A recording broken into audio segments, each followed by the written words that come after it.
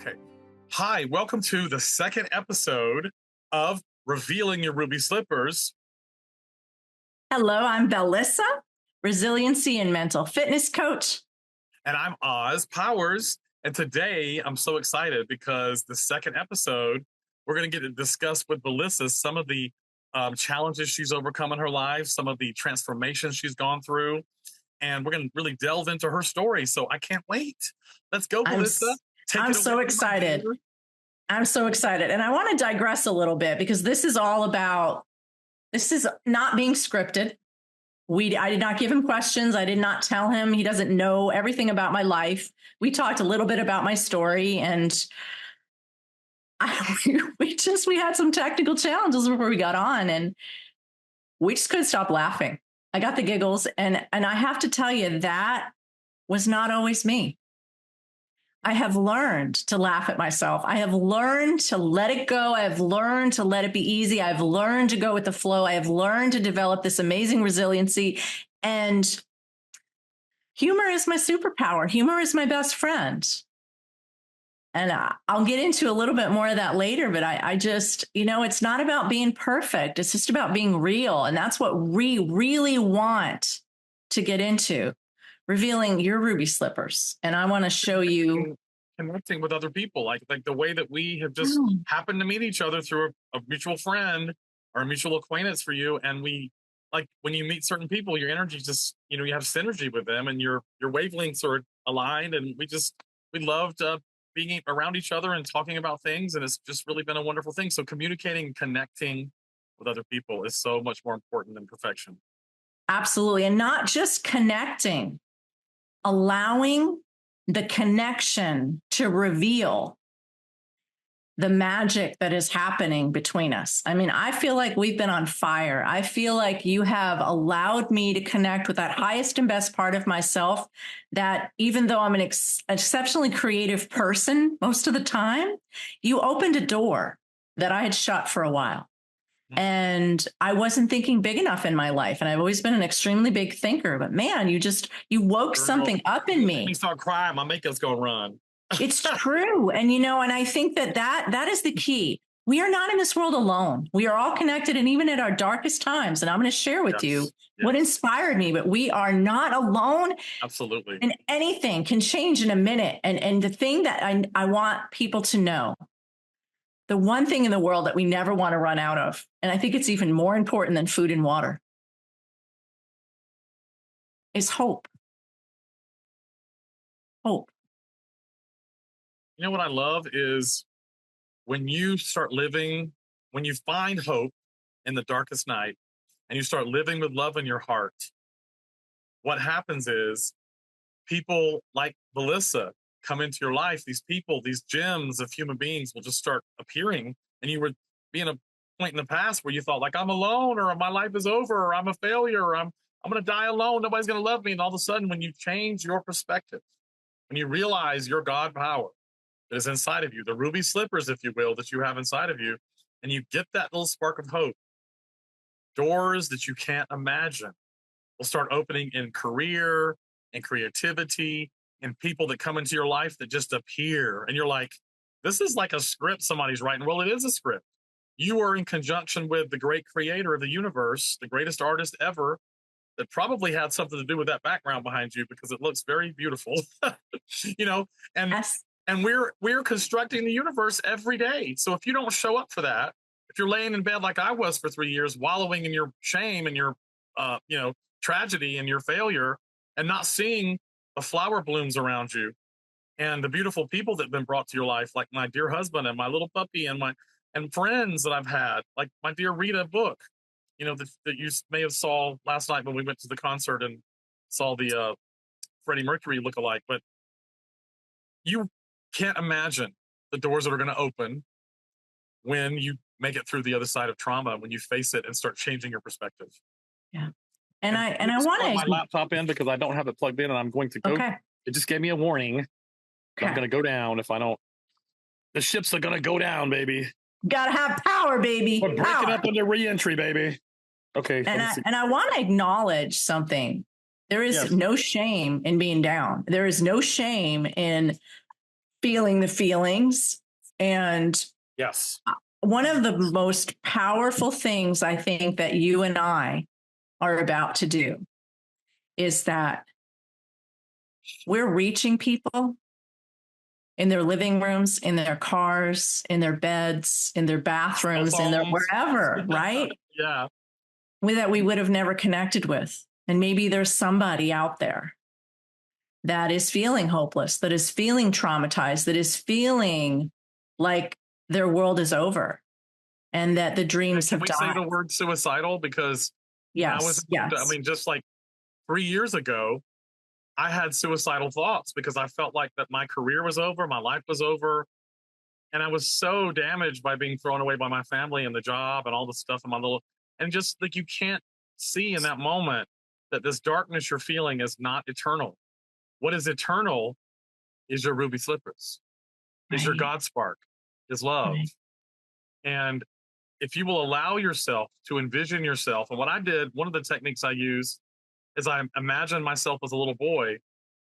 And before I had received that trauma, I went back to him and sort of like emotionally time traveled eventually and started connecting with things like roller skating that I used to do as a kid. And I wear every day my whistle that I had on the floor as a floor guard when I got this when I was 12 years old.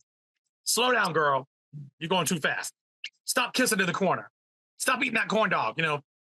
So I wear this little whistle.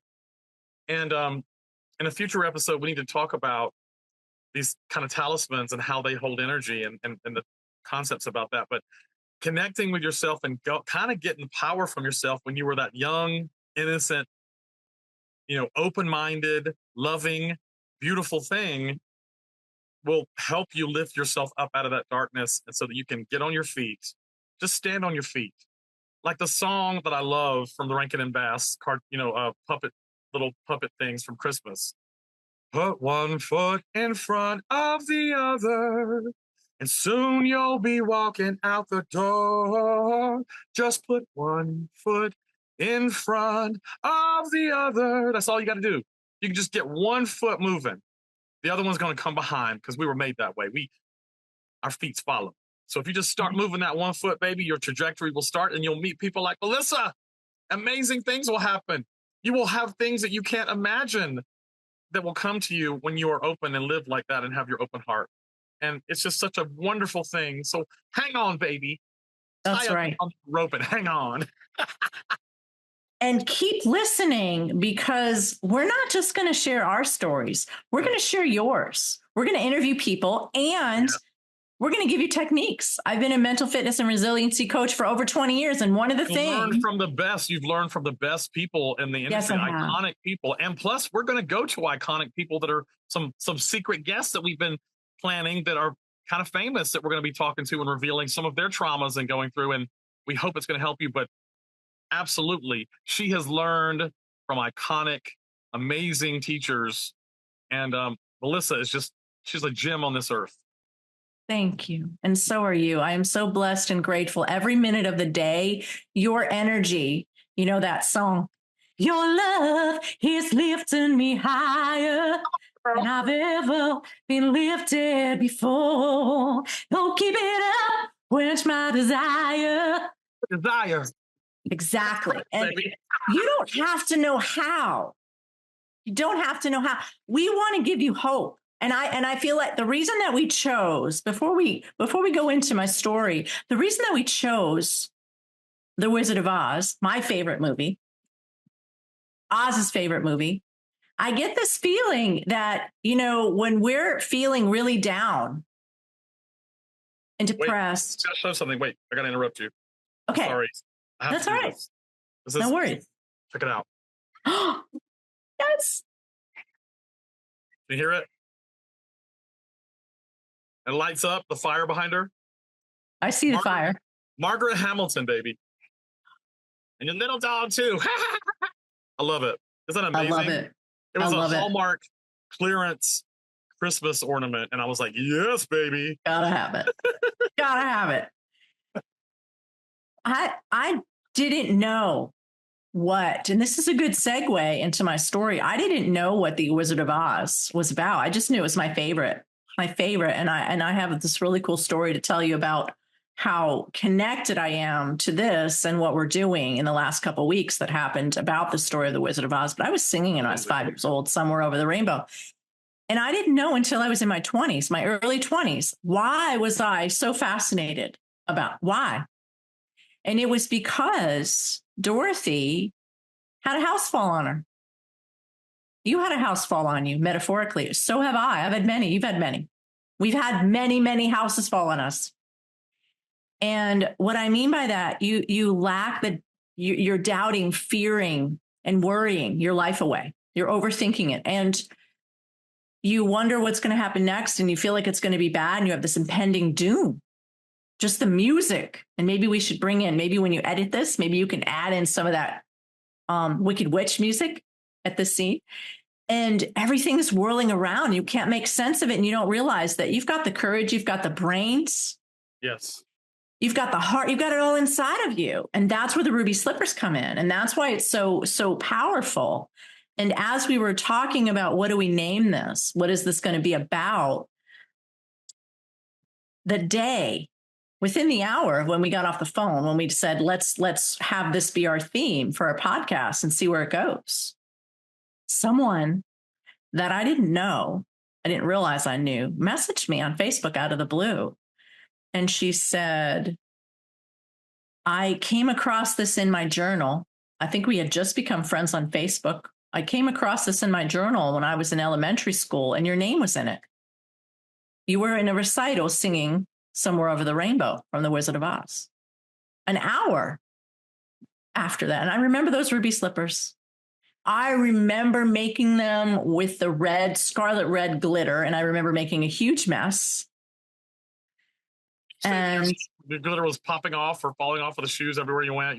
Everywhere I went, I was leaving a little glitter, baby. Fabulous to leave glitter everywhere you go, baby. You know, it really is. And actually, this is my artwork behind me. I painted this. It was painted originally on a piece of French limestone, and it has 24 karat gold dust in it. It was my healing. I'd gone through a very powerful depression because it kicked my ass. And I'm not even talking like a nebula. Kind of looks like a nebula.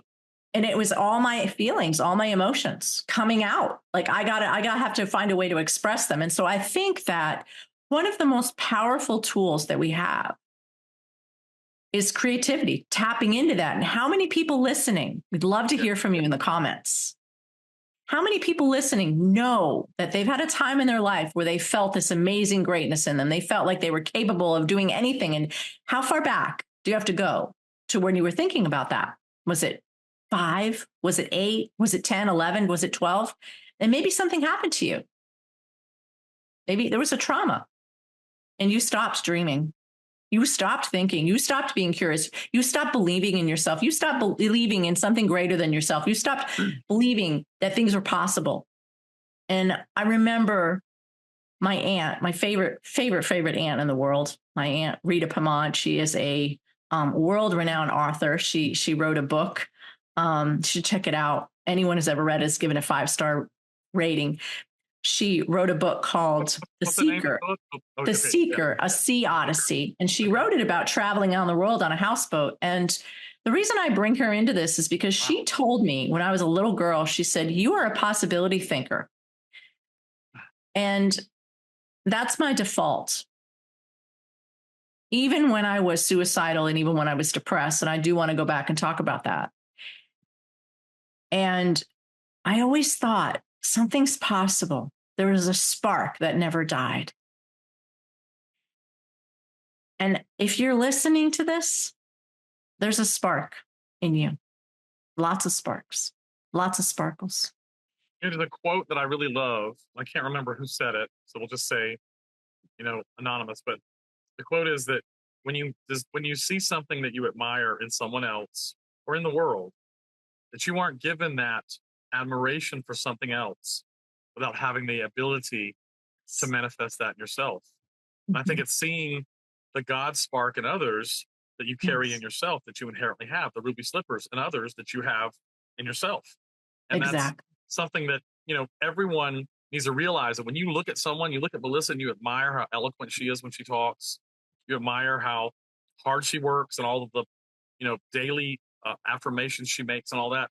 When you see something like that, you have the ability to manifest that level of creativity, communication, and eloquence in your conversation yourself. Like I love Alice Walker. And you watch her, if you just YouTube Alice Walker and say, anything she's talked about, sometimes she's got some, some people say radical opinions or whatever, but I just love her calm, peaceful, sage thing. I'm not naturally born with that, I don't think, but I admire it. And so someday I hope to aspire to being that calm Buddha, peaceful communicator. And I think, having that admiration and that desire is something that's a wonderful thing and will help you become better. Absolutely. And I before the show today, we were talking about trauma and some experiences that I have not had, that Oz has had, and some of you listening have had. To be hated. Specifically, actually talking about that topic about Alice Walker and about how I don't want to be an angry communicator. I don't want to be saying hateful things that continue the legacy of trauma that I received that caused that anger. That's what we're, and so I have a challenge, I have to admit, being a Leo, being a natural redhead, although I just dyed this yesterday with Manic Panic Baby, and it's called Rock and Roll Red. But I'm a natural redhead, but at this age I have to put a little bit of color on it, and I like the bright colors anyway. But there's something about that fiery kind of, this lady at the restaurant I go to, Spade and Spatula up in Lake Arrowhead. She's a wonderful waitress and she's a redhead. She said, we ginger snap. A ginger snap is when a redheaded person loses their SH, what, and it's called ginger snap. And I don't want to be so fiery that I become that Oz figure with the head floating over the flame and like kind of thing. And you can't really connect with people because the message you're saying can't be heard over the spectacle of the anger or the aggressiveness. And it's hard for a Leo. I mean, there's got to be something to horoscope stuff because, I'm the last day of Leos and I'm pretty Leo in my thing, but we were talking about not wanting to have that energy and that anger and that frantic, kind of like, just when you get anger controls you, you kind of lose your decorum, you lose your class, your resonance is lowered. And when you have a calm, higher resonance, you can feel those people that walk into the room. Like Alice Walker is one of those people. Steven Spielberg even said when she walked onto the set of The Color Purple, baby, like some people have to come and yell. Like, some people in society, they're screaming all this to make people listen because their message is not worthy of really listening to. So they're trying to shove it down your throat. But those people like Alice Walker who walk in and like Melissa, who have this calm thing, have a calm, powerful energy that doesn't need to scream. And also the content of what they're saying is so much like a fig on a tree, like fruit that you're picking, that everyone wants to pick that fruit because there's actually substance there, And so it was a really conversation about how I'm struggling. And I think Melissa has a better handle on this. When I see something, injustices that affect particular issues that were victimizing me as a kid or even recently, like people disowning people or people being hateful about, LGBT community or trans kids or whatever, I have a lot of anger about that because it's very personal. And we were having a conversation about it. Melissa was saying basically that, she never wanted to be in that anger state. And I said, have you ever had anyone approach you and get in your face and threaten to kill you and, really attack you and call you horrible names right in your face? Because that level of attack is a wound that triggers anger if you're going to survive. Anger is one of the first stages of healing. And I have to say for myself, when I was talking about the last episode, how sick I was for 3 years and really depressed and all that, the first stage that I knew I was getting better is I got mad as hell. I was mad as hell for about 8 months. And woe be it to the person that came up on me when I was on roller skates and called me the F word or, insulted me for being Jewish or whatever it was, because I was not their grandpappy's Jew and I wasn't a grandpappy's gay person. You can't burn me in an oven and you cannot bully me.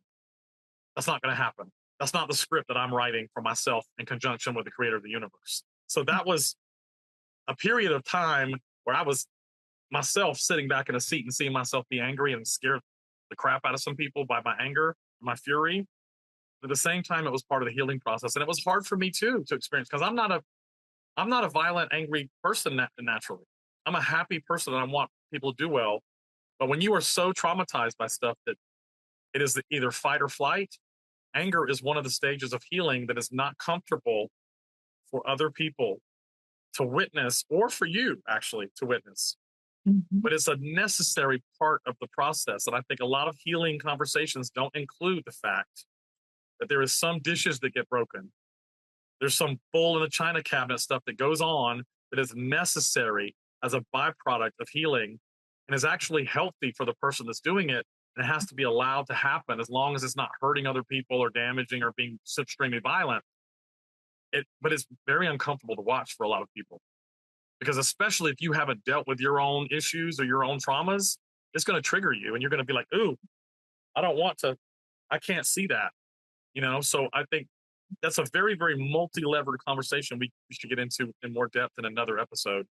It really is. And I think you illuminated something in me. And anger it sets a boundary too. It's an energetic boundary. You violated me, you betrayed me, you did something that wasn't okay, it was unjust. And I've certainly experienced anger and rage and all of those things. And I used to punch holes in the wall because I was so enraged with what was going on in my life. And I'm like, I'm not this person. I feel like I'm going to implode. And I feel that depression is that stage before you get to anger. It's apathy. You're completely detached. And one of the reasons why my ex-husband used to tell me that I was the quintessential diplomat. He used to say you could tell somebody to F off and they wouldn't even know it. And if he was giving me a backhanded compliment, I could set boundaries where people didn't even know there should be boundaries. And I think the reason that the Alice Walker energy appeals to me so much, because we all have something to say. And Oz, you have something to say. And when you are saying it in such a way that can really be heard, in such a way that you want to pick the fruit, you want to be around that energy. I want to listen. I want to quiet my mind. Yeah. I want to quell my triggers, and I want to hear this beautiful message. There's so many people in the world that are trying to control with their loud mouths, with their hateful words, with their vile tongues. Yeah. Right. And what that does is it's manipulative, because then the people that are getting triggered, that's right, that's wrong. They're not able to hear their voice. They're not able to move into the sage energy. And that's where I want to live from. I want to live from the sage. And I'm not saying anger is wrong. And I think it's toxic for the body. You got to get it out. There's certainly healthy ways to get it out, because we know that there are very negative ways that people can express anger. I mean, some people self-medicate, some people become violent, some people go on rampages, whatever that is. And so there are healthy and everything, but exercise, baby, roller skating. Yes.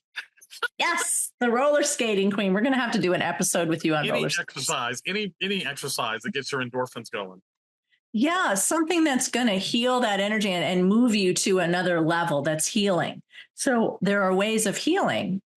And I think that the reason that it has been so important for me, I'm a peacemaker. And I'm also someone who wants to hear the truth. Even if I don't agree with you, I want to hear it, because I don't want my ego getting in the way of the beauty that could unfold by having a powerful conversation about our differences. And not to get off on a tangent, but I think that's where this country is at, that we're not hearing each other. And what we're the art of conversation. We've lost the art. Right. It's the art of conversation and the art of communication. And we, and we really want to reach as many people as possible, because whether you're And, I'm heterosexual, have been my whole life, although I am non-judgmental, and, you're born how you're born. And I am all about being unapologetically yourself. And hey, world, welcome to, I'm effing fantabulous just the way I am, even if I'm not like you. And so are you. And so are you. And so are you. And so are you. And so I feel like the judgment piece is robbing our society of the jewels that you are. I mean, look at what of that is that most of the belief systems and religions that people attest, claim to be a party to, actually forbid them from judging. And it's like, please just follow your own leader, follow your own doctrine. Please just do that, and then we'll all be okay. Because none of the major world religions were caused and created to kill everybody else and hate everybody else and judge everybody else. They weren't created for that reason. No. The original spark of all of it was to be illuminated, to move you closer to God. So when you are not moving towards the light, baby, you are not moving towards God. There's the absence of love is the absence of God. That's it. And I saw there was a great quote I would like to just bring up if you can, because it just reminded me of that by saying it. And I loved it. I'm reading a book about Kabbalah right now, and I captured this because it was such an interesting way to perceive the dark force of what we would say is the devil, some people call it, or like just negative energy, and the yin and the yang and all that. But it was talking about Adam in the Garden of Eden, and the Kabbalah, the view of the Kabbalah, or someone who studies that basically the snake in the garden was basically said to be punished by having to eat the dust of the earth forever. And the Kabbalists interpret this: the dust is actually the sins of humans, meaning that the world is the evil in the world is fed by the misdeeds of humans, judgment and hating and moving towards all those low resonance energies, war and attacking others and aggression and all of that. And that evil isn't something that lives on its own, like it's a persona, but it is rather the evil is a parasite that lives off of the errors of humankind and the bad decisions that humankind makes. So like in essence, hell is not this thing that's down below us. You can create hell on the earth by your choices. And the same goes for heaven. Yes. Heaven is not something to wait to get to in the end. You can bring forth heaven right now in your relationship heaven on earth, with the Creator, and with love. That's what was meant. And if you study some of the old Bibles of the scrolls of the book that they threw out, like the book of St. Thomas or Mary Magdalene or Judas, and these books that they say were the Apocrypha, actually all of those were just scrolls from the Jewish people that they sat down, and some people in the King James era decided they were going to include some and throw the others out. But all of it was just, the passed on tradition and storytelling, parables and education of a people that were trying to help other people be better and be closer to God. That's what it was. So to think that stuff should be used to separate people and to isolate and to destroy others, or to elevate yourself above others and call them sinners, and that you're just is like the antithesis of what was intended. And that leads me to a couple of thoughts. And then if we still have time and we want to talk a little bit about kind of what some of my challenges were and what kind of got me into doing the work I'm doing. I'm this quote: we become what we think about. And what we think about expands. And when you look at hate and you put energy into hate, it expands. If I were to start yelling and screaming right now and there were a group of people around me, they would feel that negative energy. They would feel the toxicity of it. And so that right there, people can get re-traumatized from somebody sharing their story. Absolutely. With energy. And so I feel that there's so much room for love and healing in all of this. And how we say what we say is more important. It's not the most important thing, but it is more important than sometimes what we are saying. I think what you just said is so important. I just want to re-emphasize, and and talk about what you just said, because as I brought up that healing oftentimes includes anger, and there's a phase that other people feel uncomfortable from. I love that you brought up the other side of it, which is that conversation of just sharing what happened to you, or just speaking about that you had something horrible had happened to you, or just so you can get it out of your system, is Right. actually also continuing that ripple of trauma to other people that have not received it, that you have to be mindful of. So that's a very interesting partner to what I had brought up, that we have to keep in mind with the whole conversation of healing. Right. And That's and brilliant. Thank you for that. I share that because one of the things I do as a mental fitness and resiliency coach is I teach people how to rewrite their stories. We all know that when you've gone through trauma and you've been victimized, you've been brutalized in some way, emotionally, physically, or otherwise, that when you tell it, you sometimes relive it. And so what I teach people is to look at what got you through that. Look at where you are now. Look at the strength that it took you to get through that. You were able to persevere. Yeah.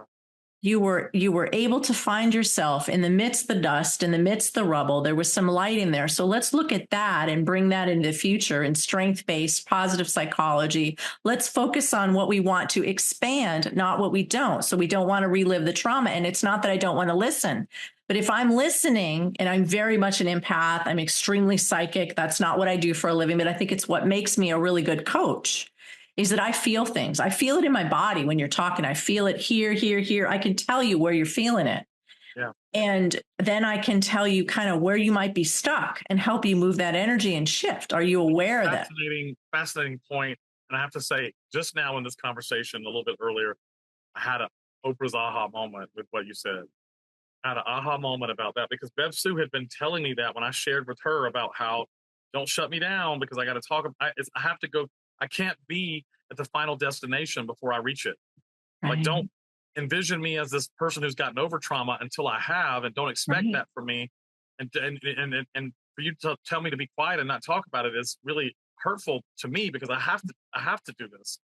And at the same time, I am continuing the trauma ripple without realizing that is also really adversely affecting her, because she's very empathic too. And I just suddenly got, like, she had said that to me, and I got it sort of intellectually, but you just said it in a way that I really got it deeper.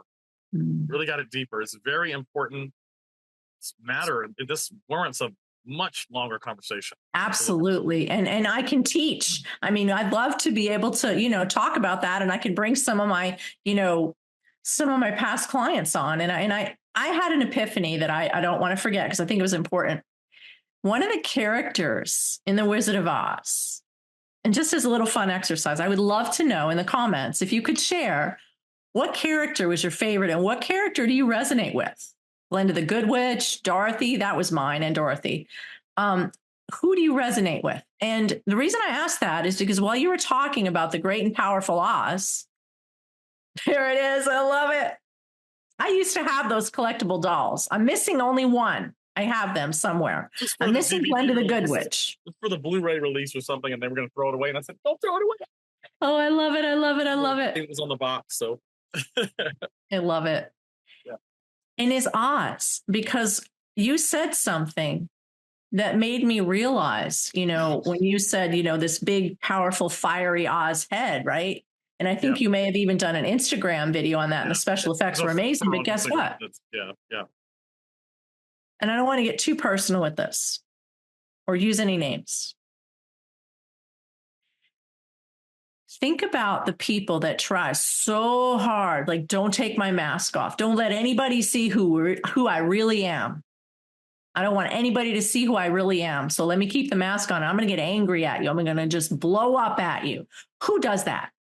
Now, I'm not pointing. I'm saying, who does that in your life? If there's somebody in your life that is so afraid to be seen in the world because they're hiding behind a mask, and they have to make them, be so angry. Or they scream over other people and they don't like what the conversation. Right. And don't want to talk about something. They scream over it. Yeah. They're not trying to heal. They're trying to control and manipulate you. Don't you dare expose me for who you say I am. Don't you dare hold me accountable. Don't you dare, Yeah. put the finger on the personal responsibility. And so there's a lot to anger here. I did There's not a know lot. that you were going to get so personal with this conversation for me because you were resonating. I was not talking about you. You know what you're tapping into me because you're describing. I'm not going to name names either right now, but Right. And, but it's true though. And so I think that there's a little bit of Oz energy in all of us at times. And maybe this is a good time, and it might be a 2-part thing, but I always felt like from a very early age that I was just really different. Nobody really saw me. Nobody knew who I was. And I was kind of this little girl inside. And I found my way through hiding. I felt like nobody sees me who I really am, but I can be free in nature. I can walk in the woods. And I remember when I was 5 years old, I was in the back of my parents' car and they were talking and doing their thing. And I was often sitting in the back thinking and singing. And one of the things that I have always had this gift of being able to know is what's going to happen next. Is it going to be good or bad? And it was almost like, was I predicting the future or was I manifesting my future? Right. I always knew, are we going to go do this or are we not? And I never knew really how I did it. I don't know that I can completely understand it because that's getting too deep into quantum physics. However, I felt like there was this energy inside of me that I was connecting with that nobody else could see. Nobody else knew about. And I didn't talk about it. And I started playing the piano, for instance, and getting into creative energies. And I was very, very physical. I was on the Junior Olympic swim team. I did a lot of things, but I never felt like I had enough talent. I never felt like I was smart enough. I never felt like that. I felt like there was something really different about me. Like I don't really belong here. What are you talking about? Is this middle school you're talking about? This was 5, and then as I don't remember all my childhood, but I remember feeling that way. I remember I could be real out in the woods. I'd spend 8 hours sometimes all by myself. I spent a lot of time by myself because as a child, I was extremely empathic, extremely. And my parents, I was adopted from birth. I didn't know what that meant. I used to hunt out photos in the house and look for some family member that maybe my dad had an affair with or something. I don't know. Maybe I was not really adopted. I must be part of this family because I don't know anything else. So it was a foreign concept for me. I always felt like there was something different about me. Like I couldn't really talk about it. And I think that I always knew that I was gifted in the area of creativity, but I just had these really big dreams and big fantasies. And I'd go out in the woods and feel like I was in Land of the Lost or feel like, Star Trek. And I'd go hug a tree and I'd see this like little hole in the tree and think that I could crawl into it and climb into this other portal. And Land, baby. Yeah. And then when I came inside my house, I felt depressed. I started to get more depressed. And I now know why. I was 13 when it really hit me. And my parents didn't know how to deal with their emotions.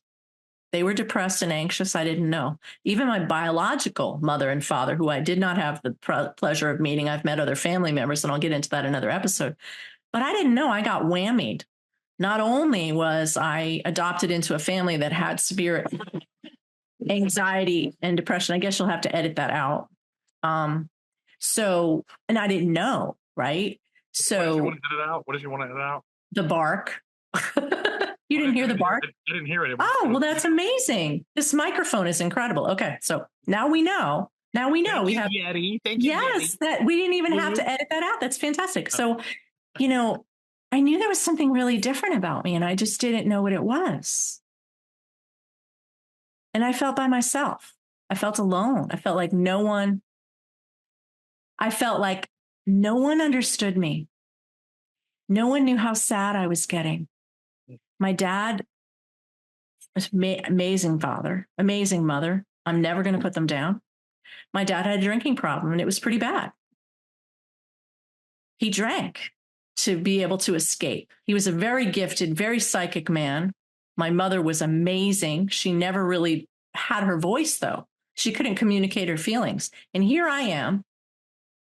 I know I'm gifted. I know I'm different. I know I feel things. I know I see things. I know I'm psychic. I know there's things going on in this world that I feel. I can tell you what's going to happen and what's not going to happen. At that age, I didn't know if I was manifesting it or if I was psychic or what that was. I felt like this is just really different. And then I'd come home and I'd feel really depressed. I didn't want to get off the couch. I'd go practice the piano for 3 hours or swim for hours. And then I'd come home and I felt this heavy energy. I looked outside at a beautiful day. I couldn't participate in it. And when I was about 13, if that's the age you go into high school, I remember taking some tests and a battery of tests. And I got this wicked migraine. And I even got hives, welts all over my body because I couldn't focus on the test. And it was an important test. It was like one of those tests that helps figure out what your aptitudes are, college, those kinds of things. I couldn't think. So I literally put my hand. And at this time, I didn't think I was smart. I thought everybody else was, but I wasn't. And I studied. And I put my hand over each of the multiple choice answers. And I just picked one. And I don't know, maybe there were 150, 200 questions. I don't know. And this is at the time that you didn't get immediate results back. It took a couple months. So I took this like in May, and then over the summer. Sorry. And I saw it. Oh, you dropped out. You did too. So there was an envelope that came into the mail a couple months later, and I knew it was from the school, whatever testing center. And I came home from school and I kicked and bent the metal back door. And I was crying, I was sobbing, I was hysterical. My mom said, "What's wrong?" I said, "I failed. I must have failed."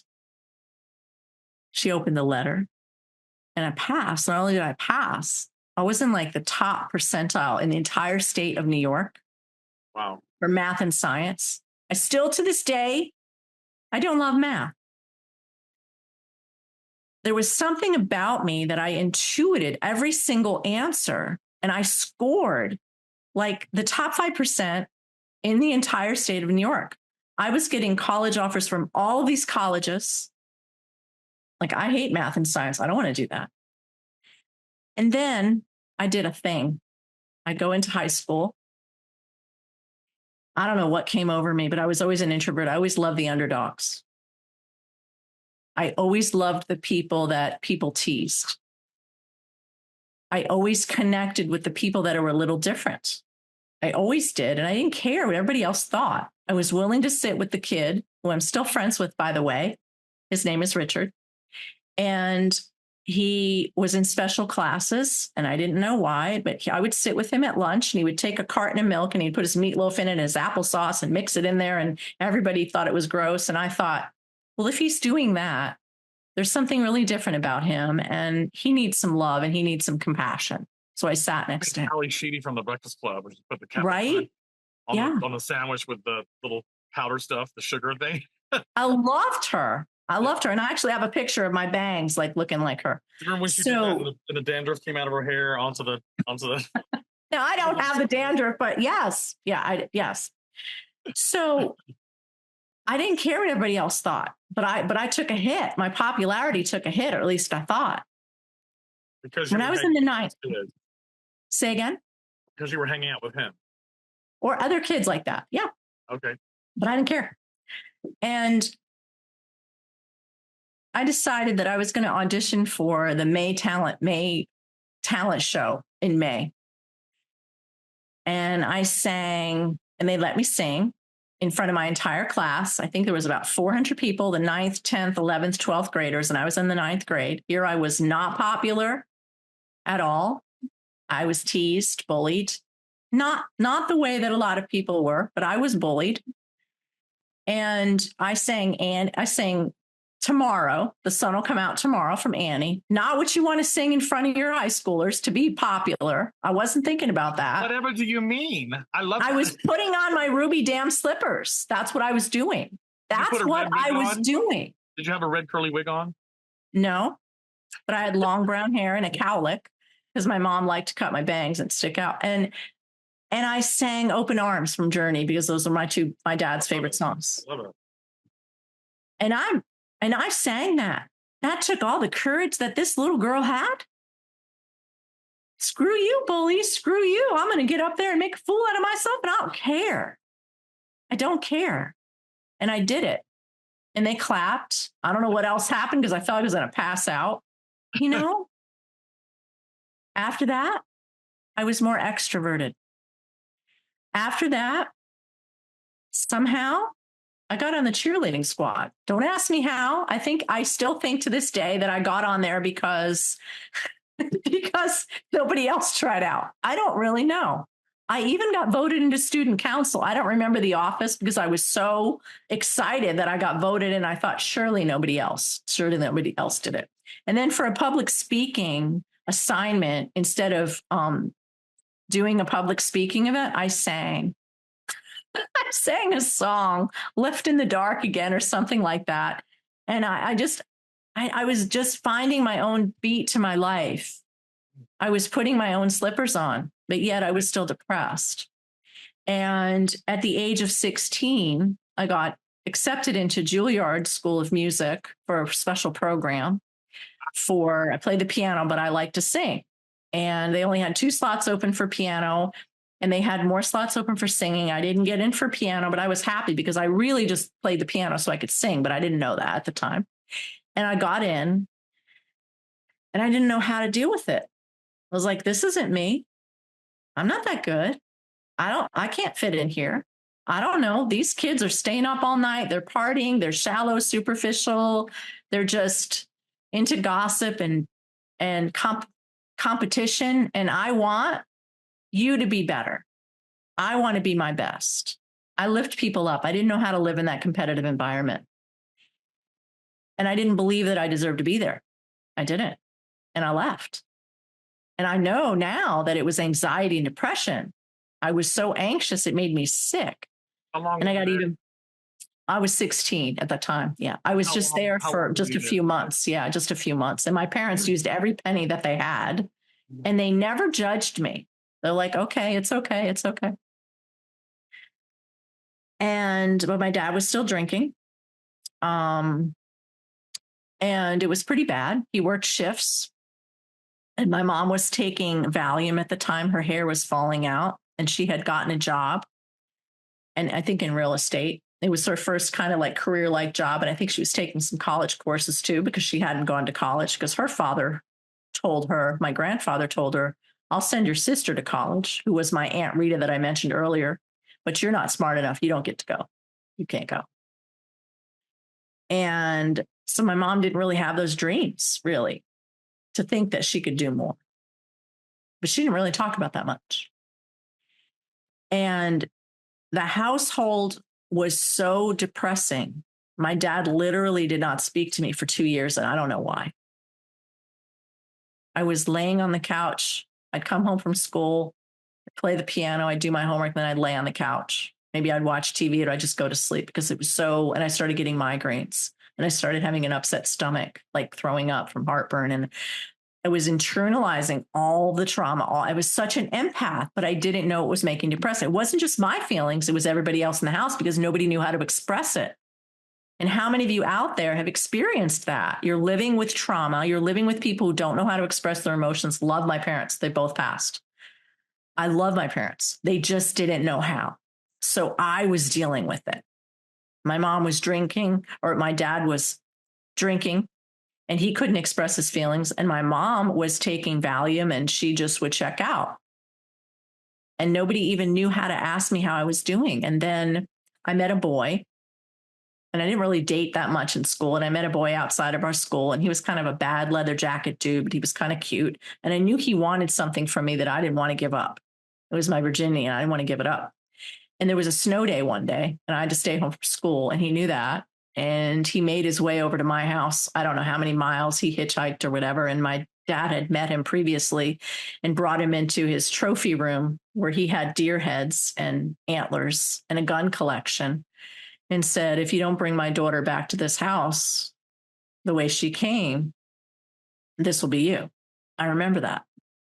So he comes over to the house during a snowstorm, and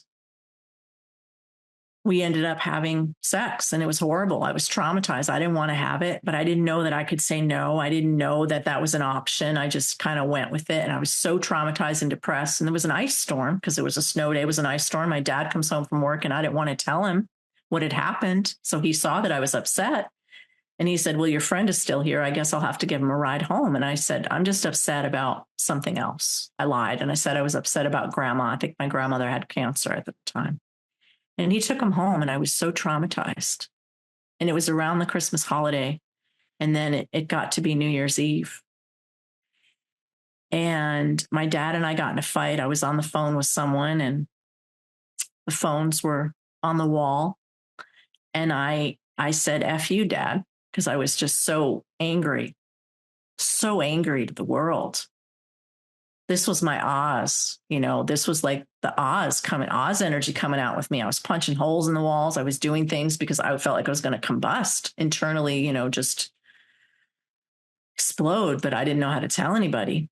And my dad ripped me off that phone.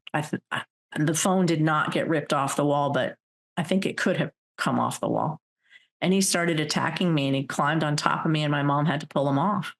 And I was so traumatized by that. Here I had just had my first episode of intercourse. I'm going to call it an episode, and was horrible. And I thought I was pregnant. I mean, I was probably just a few days or a week after, and I didn't know. And I couldn't communicate my feelings. I was so traumatized by what had happened, was already depressed. And then my dad does that. I have no one to talk to. My mom's trying to save me, right? I'm causing all these problems. My dad hadn't spoken to me in 2 years. I was pissed. I went in the bathroom. I took a whole bottle of Tylenol. I locked the door. I don't know if I ever threw it up. I don't know. My parents knew it because the bottle was there. And then I went to sleep. They never took me to the hospital. And the next day was New Year's. I was sleeping. And in my parents' bed, some reason, barely remember it. They never got me medical help. They never talked to me about what had happened. They didn't know that I had sex. They didn't know any of that. They went to a New Year's party at my aunt's house and my dad's sister's house. It sounds like you're saying they knew you could have overdosed, and they just left you without checking on that. They did. Right. I did overdose. I took like 25 Tylenol. And the thing about Tylenol is it can kill your brain. It's very dangerous. It's extremely toxic to your liver. And my liver was growing. My brain was growing. And I think that all of that, and then they didn't get me help. They didn't get me a therapist. And the reason they didn't do it is because they didn't want anyone to know that my dad had a drinking problem. Because if they found out he had a drinking problem, then he might lose his job. So they chose that. I'm not judging my parents. I'm not. I later found out that there was some things going on after my parents died. Someone in the family came forward and told me what was going on, but I didn't know. It was adult stuff. It wasn't any of my business. But I share this because how many of you have experienced a trauma and you have no one to talk to about it? And then on top of it, you get traumatized because you're not able to handle and communicate it, right? I'm breaking walls. I literally, my fist was going through walls. I wasn't hurting anyone else. A child that's developing with your mind and your spirit and your experience of the world, and there's adult stuff going on around you that you have no knowledge of. It's making adults in your life that are supposed to be, anchors or cornerstones act bizarre, or at least not kind of dysfunctional. Right. As an example in front of you. And I think that's a condition that a lot of young people have had to deal with, that there's these weird things going on that you don't know about in your family that I want to tell you about, but at the same time, it's making your mother or your father act in dysfunctional ways, or addiction appears or all these kind of things because they don't want to, because they're struggling. Because it's not Right. just kids that are in this trauma, cycle of generational trauma. It's Yeah, the adults that are it is. recipients of that from their parents and from their parents and from, on and on and on. And so it's an epidemic. It is an epidemic. And so, to no fault of my parents, Yeah.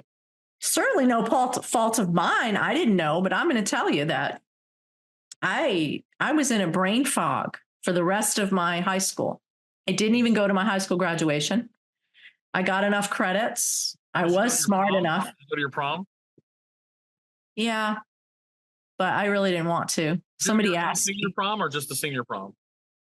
I just went to the junior prom because I actually left high school. I graduated early because I was so exhausted. Like I physically could not stay awake. I physically couldn't stay awake. I was so checked out. I don't know how I learned. I don't know how I absorbed because I remember feeling such brain fatigue and brain fog for almost a year. Nobody knew what I went through. I didn't tell anybody. I didn't tell anybody about that sexual experience. That was terrible. I never saw that boy again. I thought my dad was going to kill him. God forbid I tell my dad what he'd done. He probably would have killed him. Did he go to your school? No, he did not. Okay. No. So you didn't have to face him or the gossip or anything at school. So that's. No, I didn't. He was older than me, I think by 2 years. And he was a badass. I never dated another badass. Not in that way. I've dated good badasses since. I've had really good taste in men, honestly, since. But man, I went through it and I had no one to tell. And I can't imagine, other people feeling that. And I was so depressed. And it didn't stop there.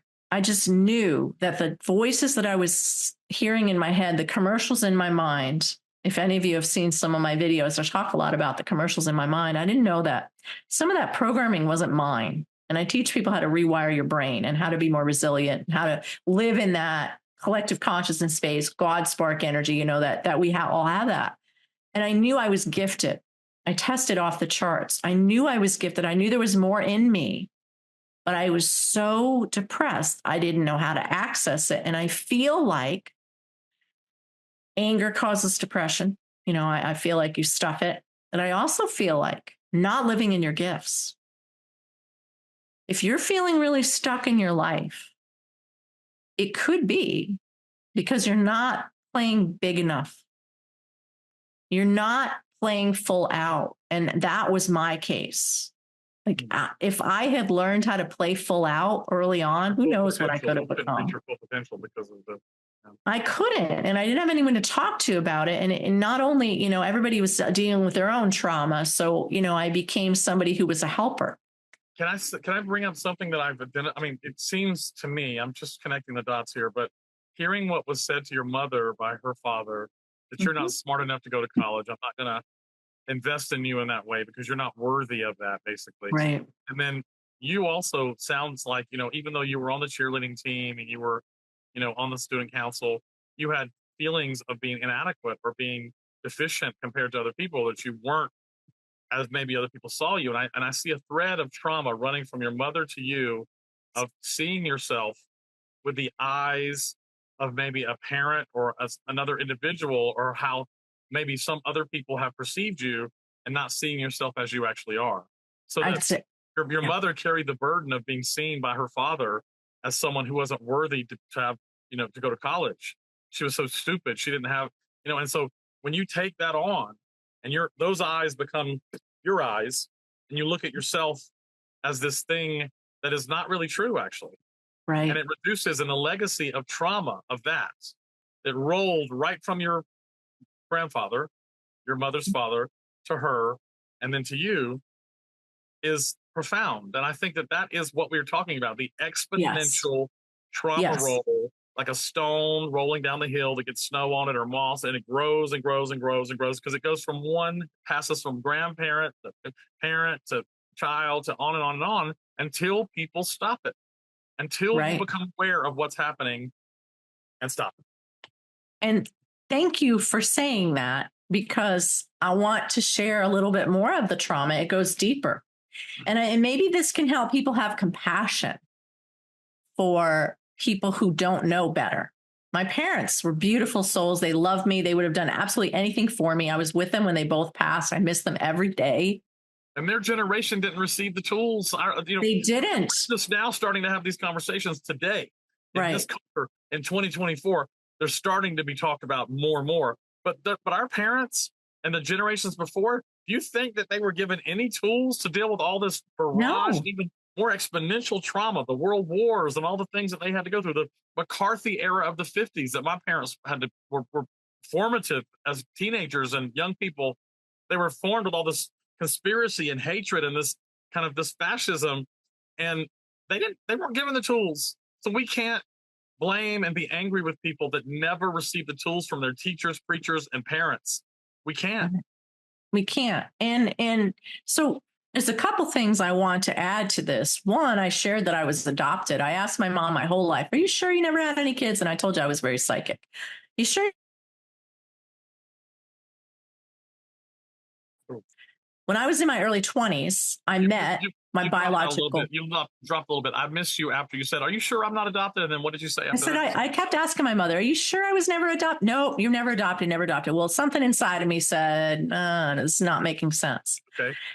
And my mom helped me find she gave me permission to find my biological family when I was in my early 20s. I won't go into that story today, but one day it might be kind of a cool story because I think there's a lot of people out there that have been adopted. And that's a whole other show.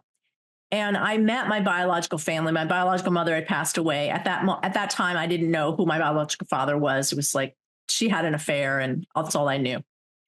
And a few weeks later, my mom comes to me and says, my adopted mom comes to me and said, "I put my name in Alma because, yes, I did give up a daughter for adoption. But get this. Who she did meet. My mom, and this is going to segue into how I got into coaching. My mom at 18 years old was losing her mother to ovarian cancer, suffered for 3 years. My mom got pregnant at 18. She didn't tell anybody. She couldn't tell anybody because her mom's dying. They've got trauma in the family. And her father, my grandfather, who told her she wasn't smart enough to go to college, said, "You caused your mom's cancer." I can't hear you, by the way. Oh, can you hear me now? Now I can. Okay.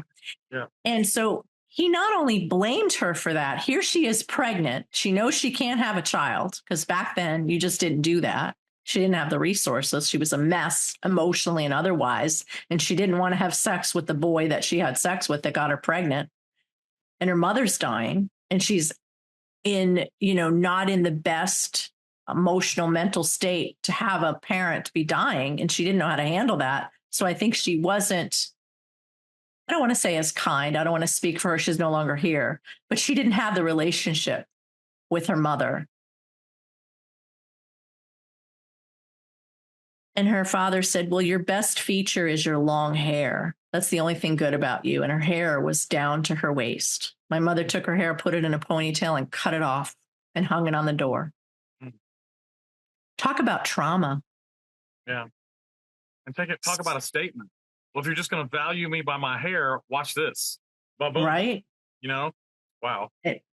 And then she... and some part of that defiance was actually a response to the trauma that was being thrown at her and the judgment. She was actually, I think that was, I'm not going to say a healthy reaction, but I think it was a needed reaction of survival for her to say, I'm not my hair. Right. I am not my hair. Look at me. I will cut this off and I will still be amazing. I'll still exist. I exist here even without my hair that you think is my only value. I mean, that was pretty rebel of her. I like that. And her mom's dying when she's 18 and she gives birth the same month. Wow. To a child that she couldn't keep. Can you imagine the trauma that your mother was going through? No. That's a lot. It is a lot. And that's like a melodramatic script that somebody would write that wouldn't be like, that can't really happen like that. But it does happen like that. It does happen. And there's more, and So then she meets this biological daughter. She spent 22 years of her life or more, because I came along, so probably 25 years of her life, because she adopted me a little later in life. And she kept it a secret. My dad knew. That was it. She kept it a secret. I always thought I was adopted because my parents couldn't have kids. No, I was adopted because my mom was traumatized. And a couple years after she meets her biological daughter, and I won't go into that here, she finds out she has 4th stage ovarian cancer. They gave her 3.5 weeks to live. Wow. 3.5 weeks to live. She just got a three weeks with her daughter after she found her to talk to her and get to know her. Wow. Took a couple years. So then she got diagnosed with it. And you know what she said? Now, I have to tell you, my mom survived 35 years after that. I did lose my mom in 2019, but let me tell you, this is what she did for me. This is what inspired me to become a coach. This story right here is pivotal in my whole life. She decided, I don't want to put you and your dad through this suffering. I know what it's like to watch someone die of cancer and become emaciated and just wither away. I'm ready to go. My dad got suicidal. He's going through the whole house telling me what everything's worth. And he's like, I got a gun. Don't worry about it. I said, Dad, what about me? He goes, you don't need me anymore. You'll be fine. Okay. So I had to keep my dad alive, be there for my mom. It's complicated grief. And I said, Mom, we're not ready to lose you. I knew how not to be selfish, though, because I lost my grandmother when I was in my early 20s. And so I was close to 30 when this happened to my mom. And I'm not great with math and numbers. You already know that. So try not to follow the chronology. The message is important. But I can paint like a mother. Exactly. Yeah. My backsplash is my painting. You can sing and paint, so don't judge us, baby. That's right. The backdrop. And she woke up one day in the middle of the night in the hospital a few days after her surgery, ripped her feeding tube out at 3 a.m. and said, I'm ready to live. Her surgeon came in, Dr. Williams at the time. He got down on his knees. He said, look, I could not get all your cancer. It's spread, but I can pray. And I'm not religious, and my mom wasn't either. I'm extremely spiritual. Extremely. And good for you for taking your life back. She had a chemo doctor that got mad at myself and my father and my mother. Why aren't you planning the funeral? She fired his ass. Her ripping that feeding tube out was her saying, I want to live. And that's how I got into coaching. It took me 5 years, and that drawing is one of the first pieces that I did. And that's all my emotions, because I was dying inside. And I'll go into that in a minute. But she visualized herself healthy. And when she did the chemo for 2.5 years, she visualized it only killing the bad cells, not the good. She hardly had any side effects. She did have some, because she had extremely powerful concentration of 3 different kinds of chemotherapies that should have killed her, that said that it would have caused leukemia, but it didn't. She survived. You mentioned the drawing, and can you just tell us what you're talking about? Yeah, I will. So the drawing behind us is the second piece that I did after my mom's 5-year mark of surviving that 4th stage. You mean the painting behind you, the painting. The painting, yes, the painting. The drawing was confusing me. Okay. Oh, I'm sorry, the painting. And it was 5 years, and I was so depressed, probably from the trauma. I don't know. Okay. And I was just going through the motions. And I remember going into work. I worked in the field of mental health. I remember bawling my eyes out and then go into work, do 13-hour shifts, and no one could tell. I looked better than I ever did. No one knew how sick I felt inside. I got so good at looking so amazing. Nobody could tell that I was just crying inside. I could look out and the sun has come out. Can't see it now, but the sun has come out on this beautiful day, and I couldn't see it. I couldn't participate in it. I was so depressed. Probably all the trauma. And then I realized that I could paint my feelings. I saw a beautiful painting on the wall that someone did full of all these colors. And you talked about seeing something in someone else that you might have in yourself. And I thought, I could do that. That was the first time that I felt a spark of creativity.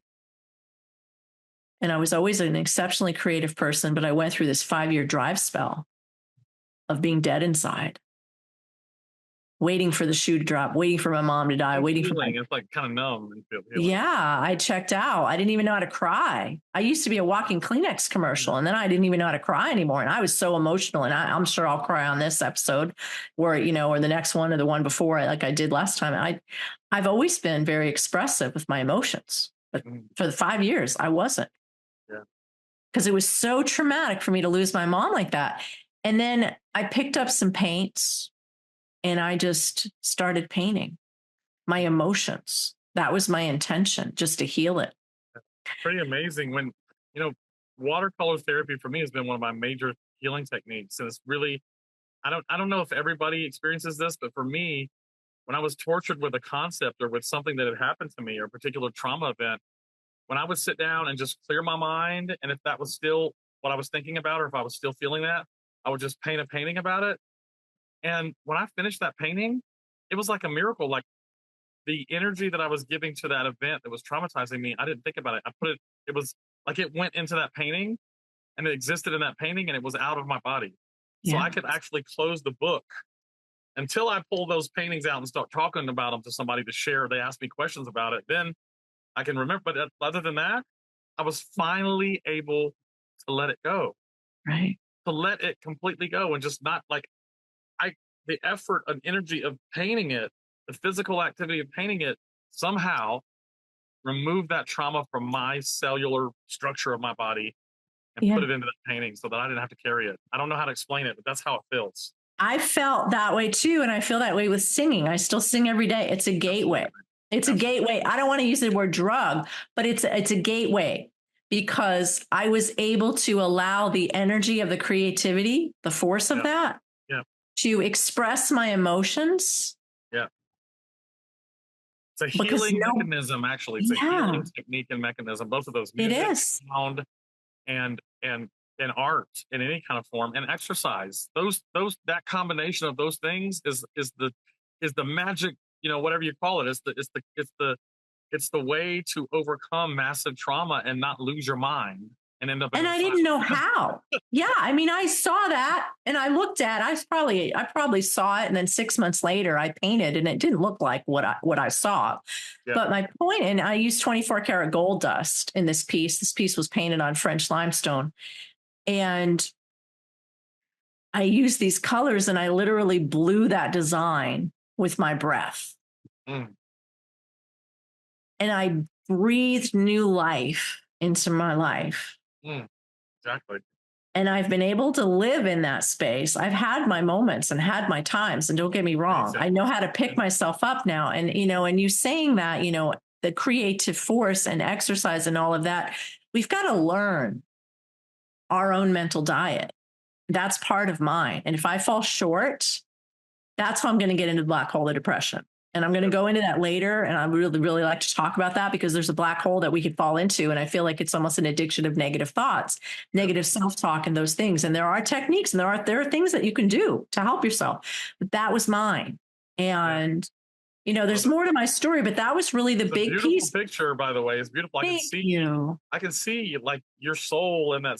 I see your breath in that picture. I see the kinetic motion that is. Can you just move your body over a little bit so we can see the middle of it? I want to see the middle of the picture. Just like, it's very, very cool. Very cool. Thank you. It looks almost like space nebulas, and I'm thinking how we all ultimately came. I mean, they've proven that our bodies actually came from the centers of stars when they exploded. So we're like stardust. Yeah. And to see something behind you that looks like stardust to me, it's almost like you were manifesting, discovering your real power and energy of being. That's what it was. Foundation of the universe. When a star exploded, baby, it made your atoms. That's right. You have that amazing process in you today. You are still stardust. You look a little different than you did billions and billions of years ago, but you are still that stardust, baby, traveling through the universe. And I love that you reconnected visually with that. It looks like to me like it's stardust. And I want to, I want to be mindful of the time, and I want to share. I think there's more to this story, but I want to share something with people. Do we know what time we're at right now? Can we tell how long we've been recording? I don't know. No, I can't. I know it's 6 because okay, yeah. I'm not sure. Yeah. There's this thing that I remind myself of, and I remind all of my clients, and I've had hundreds of them, and I've connected with thousands of people over the course of my 22 years of coaching. And that is called my version of the string theory. Here you are in your bed, in your living room, in your car, wherever you are, depressed. And you don't know how you're going to get there, but you got something. You want to do something bigger. That something you have something that you want to accomplish, whatever it is. Maybe you have an idea and you're out of your bed, but whatever it is, you're way over here and you don't know how you're going to get over here, but you're going to get over here. You know it. It's just like you and I met. It's just like I did that painting. I didn't know. I just knew I had it in me. I knew I had it in me. I auditioned for The Voice for a birthday a long time ago, just because I said I could, and I made it to Vegas. I didn't get all the way through, but I didn't care. I just knew that I could do it again. I knew I could sing again. I knew I could breathe new life into my life. I just knew it would work. And the story that got me there was pretty incredible. But you pick up the center. Like, I know you set an intention, and the name of my company is Intentionability, and it's based on this concept that you don't know how the two ends are going to meet. You just know. And some people think that it's going to take me forever to get out of bed. It's going to take me forever to rejoin the life. It's going to take me forever to paint a painting like that or to sing the song. And I'm not talking about the song necessarily in the lyrics. I'm talking about the song that's in your life, to live your life, to find that relationship, to find that place within you that can be your own cheerleader, that can learn how to be your own best friend, that can live in your gifts. And it doesn't have to take forever. You can raise your vibration doing all the things that we're going to talk about during these segments and things that we've already talked about. It doesn't have to take forever. It doesn't have to be a long process. And that's so important. A painting starts with just picking the brush up. It does. If you sit and try to look at that whole thing that you did, it will overwhelm you. Like, oh, in the world. But if you just pick a brush up and start dipping it in the paint and putting it on the canvas or the stone, if you're painting on stone like she did, or watercolor like I'm doing, just pick the brush up. Right. All you got to do is just pick that brush up. Don't think about all the other steps that are required and all the overwhelming things and all of the negative perceptions of yourself that you've taken on from other people in your life, like parents or friends or, spiritual leaders or whoever you're getting trauma from in your life. Yeah. Don't think about all that. Right. Just put one foot out, then the other one. Just pick the brush up, touch the canvas and dip it in the paint. Just do it like that. Because that's how we started this show. Exactly. We could talk about doing this forever, plan and try to make everything perfect. And today we had we had to get our hair right. We had to do some things or whatever, fix the lighting. She fixed her background and all that. And we had trouble with the internet and whatever. But you grow and you transform by the process of doing it, like a caterpillar. Like if the caterpillar tried to imagine the butterfly, it would never get in that cocoon. It'd be like, that is too much pressure, baby. I don't know how I'm going to make them wings come out. I don't know how I'm going to do all those beautiful patterns. And by the way, when I turn into a butterfly, I got to fly all the way down to Mexico for the big thing. It's like, that's a lot of pressure. Just start weaving the cocoon. And then the journey will be the process and the creative experience of that. And the journey is the thing. The journey is the thing. The destination is a byproduct of the journey. We think that the destination is the final thing, but it's just a byproduct of the journey. The journey is the thing. That's exactly right. And the cocoon is a necessary thing. Hibernation is a necessary thing. There are a lot of times where I pull away from the rest of the world now, and I'm not necessarily hiding or hibernating. I am harnessing my energy. I've done it recently, and I want to close on this note, if it's okay, if you think that we could wrap it. Yep. And that is that I feel like there comes a time in our lives, no matter what has happened to you, that you take responsibility. You're no longer a victim and you say, this happened.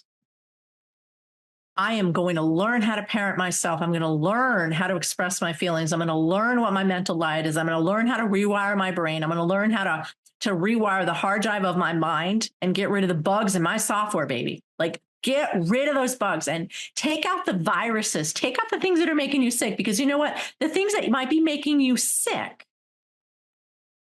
they might be somebody else's trauma, somebody else's voice, somebody else's stuff. And when you identify that, you're carrying it right, on. and you don't have to. And I feel like there's not enough sometimes emphasis on taking personal responsibility. Our parents did the best that they could. Okay, maybe they did a crap. I'm not going to put my parents down, but maybe somebody's parents did a really crappy job. I've known kids that have literally been trapped in a basement. Yeah. In the course of my history of working with kids and adults, I have stories that there's all kinds of atrocities. I mean, right? You have to have a driver's Look at license Oprah. to drive a car, but to have a kid, you don't need to do anything. Yeah, I mean, take a test. Yeah, everybody goes through it. And you know what? Here we are. We get to take responsibility. And in doing that, we get to be the change we want to see in ourselves. We get to change our thoughts and change our life and live the life that we really want to have, not the life that we just think we can get. That's right. We get to live the life we imagine. We don't have to live with limits. We don't have to live in a prison because that's what we're doing. Sometimes people live in a hostage situation and they're put themselves there because they don't realize that they can choose something different. It's sometimes comfortable to know the devil that you know and then live in that defeat and live in the failure, because that's a blanket. Exactly. And we could talk about in a future episode, we have to also talk about the fact that we're leaving the Piscean era where everybody had a blanket of mud on them, which felt it's a fish down in the mud and it feels like very safe. But what happens when you're covered with mud is you can't see. You can't see clearly. Right. And so that whole comfort of failure, comfort of reducing yourself, comfort of wanting to not embarrass other people by making yourself invisible, comfort of not speaking your voice and having a voice, that comfort of just doing what you can plug into the infrastructure that it wants you to do and not intimidate anybody, not really shine too bright. That comfort is its own prison. Right. And it's not what was intended for you. We came from stardust and we are intended to be stars. Exactly. That's what the intention is. If you imagine it, if you think of it, you're meant to have that thought. It wasn't just given to you for you to do nothing with it. So maybe that's a good place for us to wrap up. I know we went over and I don't know how we're going to divide this segment up, but I appreciate people listening. I appreciate you. I'm grateful for your friendship. I'm grateful for your energy. You elevate me. You give me things to think about. You are a mirror. You are a gift. You call me out too. I mean, we've had conversations like, no, have you thought about this? And I think that we're taking the masks off right in front of all of you. Up in another episode about the wordage that we were talking about, actually, what she's referring to is both of us are guilty. And I noticed it myself, referring to God with he as a man, as always the man. And, I have a really strong belief that the energy of the universe that is people call God, that created the universe, doesn't have a penis or a vagina. No, it's anthropomorphic. It's above all of that. And if you look at the ancient Hebrew name Adonai, this is an entity that is above male and female. As the Kabbalists believe that Adam was also a construction that was both, was like non-binary basically, and was broken in half, and that's where men and women came from. That's like actually the belief system of that. And so that stuff resonates very strongly with me because if you really think about it, that we're luminous beings. Our spirits don't have a vagina or a penis or any of that. I mean, it's just ridiculous. So all of this conversation and strife over all of that is pointless. I can't wait till we reach a day when we're just no labels and we're just, you're Belissa and I'm Oz. Period. Yeah. There's no explanation needed. Because we are stardust, baby. That's a good place to end. We have so many topics that we want to cover in the future. I have to tell you guys, you got to stay tuned because we're going to be continuing to delve in to generational trauma healing roller skating, trauma squashing.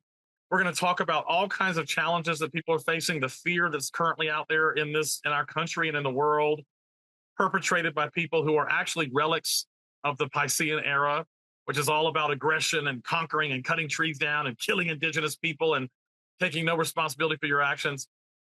And we're going to be discussing all of these issues in an attempt to illuminate tools and techniques that will help you turn your life around, baby, and make it become the vision of what you want it to be, because you have that power. You are not alone, first of all, and you're constructing the universe with the great creator every day. So when you become aware of that, you can actually help build the world and bring forth the world that you want to actually live in, and manifesting. And you want to talk about manifesting, just talk to both of us, because from the time we were kids when we didn't even understand, I'm going to talk for myself a little bit. Manifest city all over the place. I don't know how to explain it other than, the world and universe is constructed of energy. That's what quantum and science says at the highest level. Our brain waves and our thoughts and our memories are from energy pulses. Right. When we die, we're hooked up to a machine, and when the energy pulse stops, we're gone. That's what they say.